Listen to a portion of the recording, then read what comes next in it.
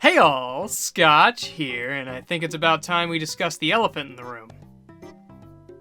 I got new glasses. It turns out these aren't just for looks, they can actually help your eyesight. I always thought Belmo was just being overdramatic. Though I don't get why I needed new glasses. I already had a pair, and now I need a new version of the thing I already had just because these ones have lenses? And they don't even work! I mean, Breath of the Wild looks so weird now. So that explains why it was on mobile. I mean, it feels like Breath of the Wild. It looks like Breath of the Wild. I thought Paimon was just them trying to make Navi again, but like completely unlikable. Alrighty then, you heard her. Back to the city. Let's not keep... So what gives? These guys copy the look and feel of Breath of the Wild and make millions, but whenever I plagiarize an essay, I get sent to jail! Clones of media have been happening since people have been able to speak. If there were copyright laws in 2000 BC, they would lock the croods up and throw away the key. Artists getting inspiration and ideas from other artists isn't uncommon, but in terms of books and stories, there's only so much difference that things can happen in other stories. Most nursery rhymes sort down to follow the rules or get eaten by a bear. In movies, they add extra elements to the work with visuals and sounds, while video games add on to that with gameplay mechanics. There's also a much more physical aspect to a video game than a movie, with different consoles, types of controllers, and more interactivity.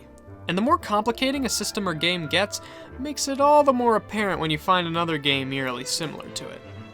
There's many ways games can be similar without being a complete clone. Game developers don't have to bind jump to circle pad left just because, oh, I can't copy Mario. But then there's similarities that are too on the nose to run off as just a simple coincidence.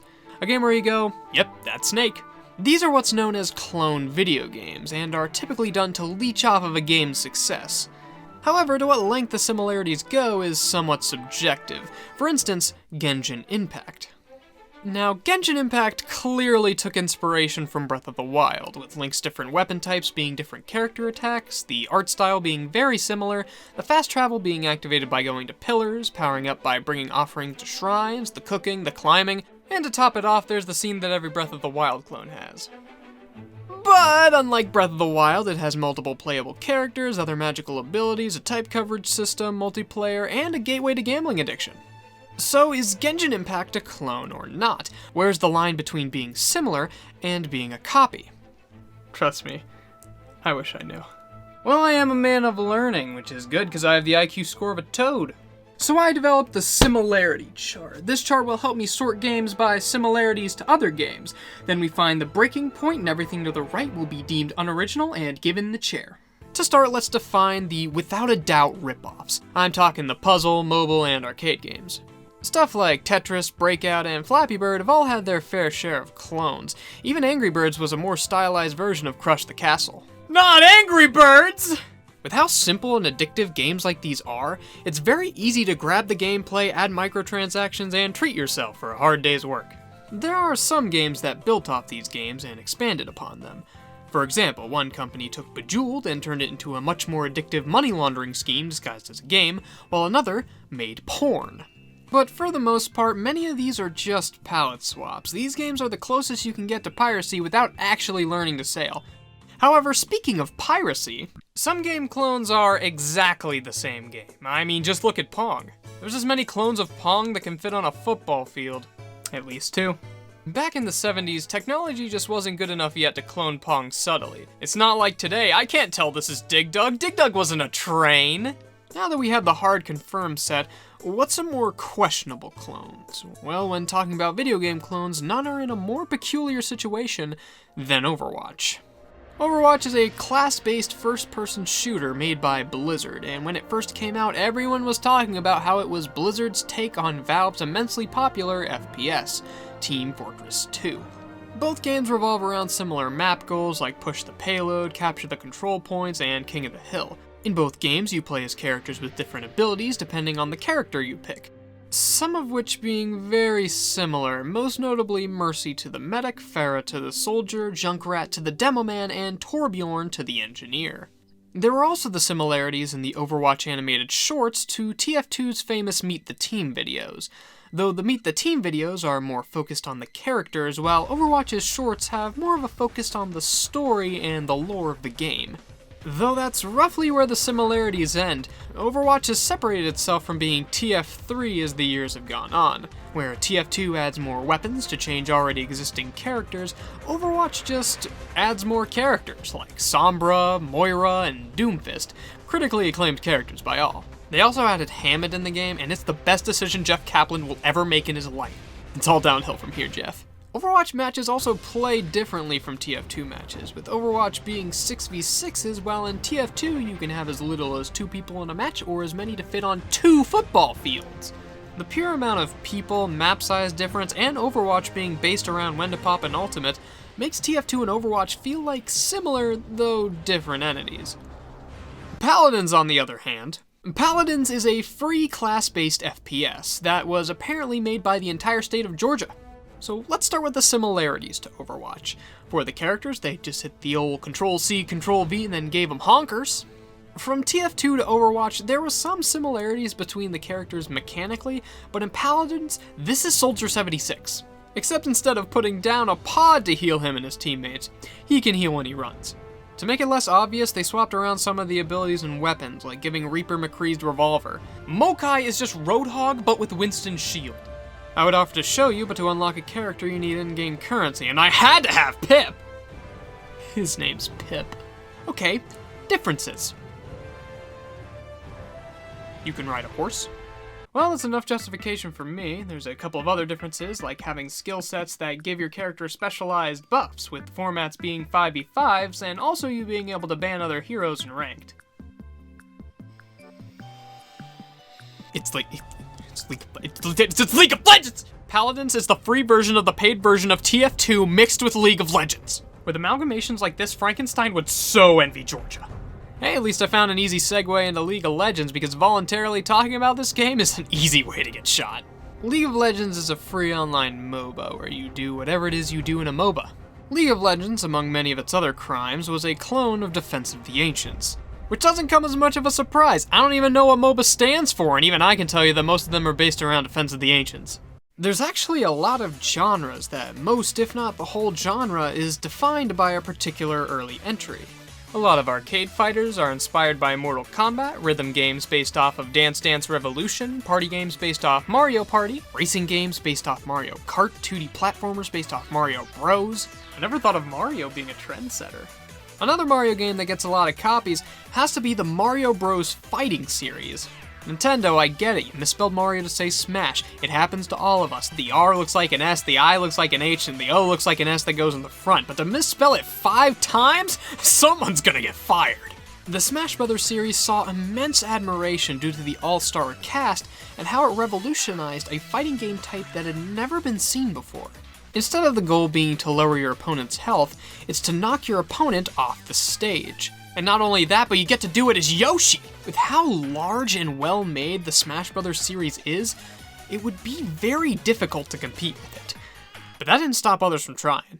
Brawlhalla is kind of a Smash clone, but there is no big character movesets, just characters with different weapons and stats. It plays like a simple game of Smash Bros. And has its own all-star cast, like Rayman, Poe, and Finn and Jake from Adventure Time. As skins, of course, don't want to get too crazy. Like if Parappa the Rappa fought Kratos, that would be my limit. I'm having a stroke.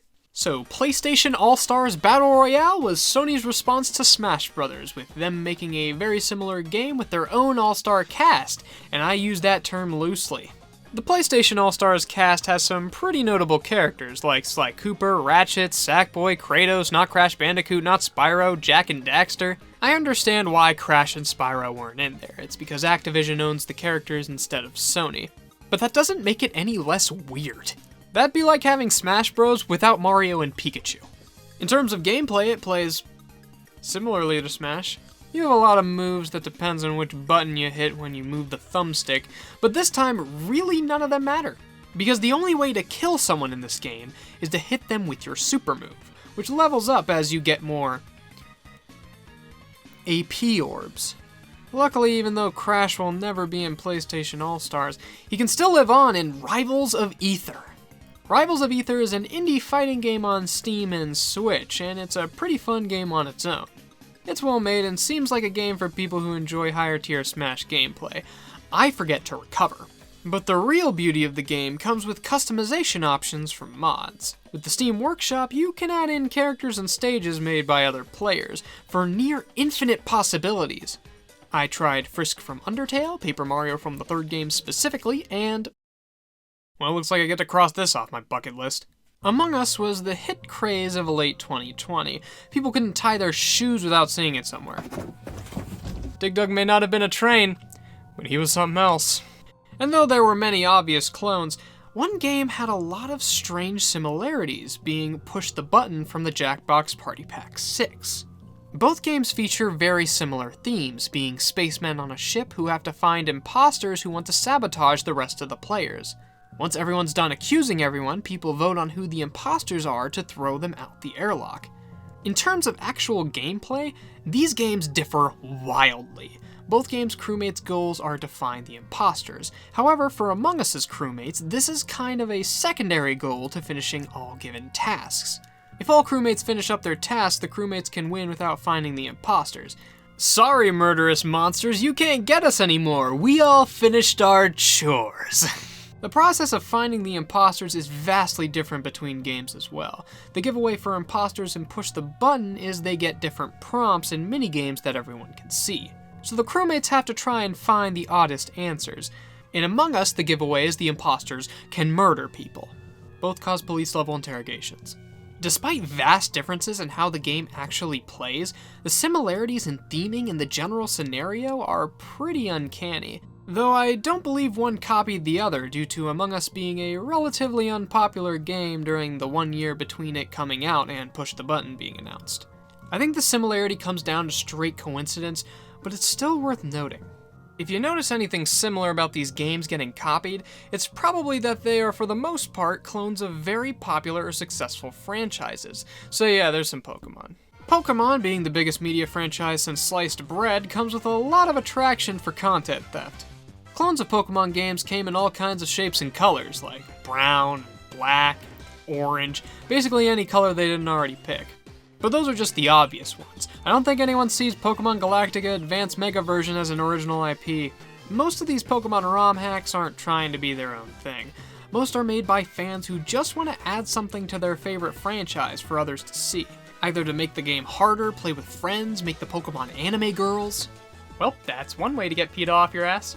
But there's not just the obvious copies of Pokemon, but also the subtly obvious copies of Pokemon. Most monster capture games are heavily compared to Pokemon, even with some standing on their own, like Digimon and Yokai Watch. But then there's, wow, this is just worse Pokemon. Games with turn-based battles, collectible creatures, usually with 1 to 2 types, they're nothing too special. But there exists an entire series of Pokemon clones that are near exact copies of pre-existing Pokemon games, and nobody bats an eye. Turns out the biggest copycat of your work can be yourself. Now, Pokemon has been making 2 versions of their games since they've been making games, each version in a pair being the same exact game with minor changes. The only difference between the original Red and Green were 6 Pokemon families weren't available in the other version. This was done to help encourage the trading aspect of the game, where you could trade Pokemon with other friends who had the game, which I don't think was a bad idea. I mean, the only difference is 11 Pokemon per game to complete the Pokédex, which is optional. It's not like anyone would buy a second console and second game just to do such a thing. I canonically hate Pokemon, I just use them as color swatches. I understand what Pokemon was going for with this, but in any other type of game, if the developer cut content just to put it in a near identical version of the game at full price, I don't think it would go over too well. I believe I have enough information to get an accurate reading on the similarity chart, so now time to see where the line is drawn. Damn it! You know what? Who cares if these games are like other games? Clearly people out there like them, or else nobody would play them. And does it really take away from the source material to have clones made of it? Even some games like Bug Fables copy another game's style, but it's to give us more of that style. A style that doesn't look like it's coming back from the original creators. Some people prefer Paladins to Overwatch, not everyone can afford a Switch, and somebody probably enjoys League of Legends. I feel like these clones are just more ways for people to enjoy the things that they like, and don't deserve the negative stigma they get for not being the original thing.